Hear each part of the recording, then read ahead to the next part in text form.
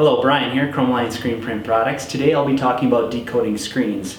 First, quick note, Chromaline has reformulated ChromaStrip Plus as part of its line of integrated screen chemistry.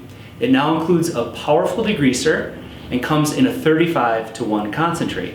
In other words, 1 quart of ChromaStrip Plus is equivalent to 35 quarts of ready-to-use product. So by purchasing in this format, you're buying less water, you're buying less plastic packaging, you're saving money, and now I'm going to show you how it can save you time.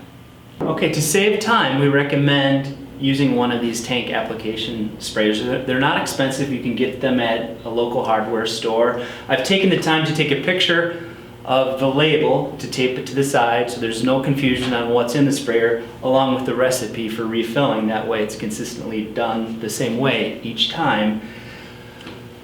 I'll go ahead and pour 11 ounces in this pre-marked measuring cup, again ensuring consistency.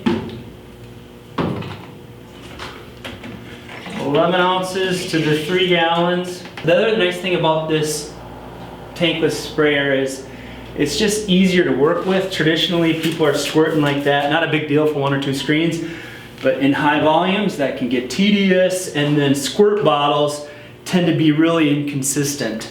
So this way you'll get speed and consistency. After you've carted off the ink and you've removed any residual ink with an ink degrader, the mesh will be wet and it's ready for reclaiming. If it has dried, go ahead and wet the screen again. I'm going to go over 2 different methods. One is the brush method and the other the dwell method. With the brush method, be sure you're using a dedicated brush. You'll want to write emulsion remover on it. First I'll show the dwell method. This is great for large shops with large volumes of screens. Simply just apply emulsion remover to both sides of the mesh and then set it aside and let it dwell as the emulsion remover does all the work. Now on the second screen I'll show you the brush method. Simply apply the emulsion remover as you did before to both sides of the screen. Then with the designated brush pad, scrub both sides in a circular motion with moderate pressure.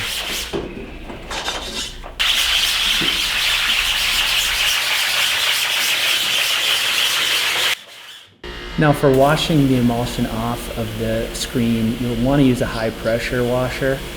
Shoot at it from about a foot away from the bottom up. Be sure you don't let that dwell method screen sit too long. You don't want the emulsion remover to dry on the mesh. Occasionally you'll have some stubborn pieces of emulsion. You'll need to hit those a little longer, perhaps slightly closer with the pressure washer, and they should come off. Hopefully this video has given you insights into efficiencies in decoding.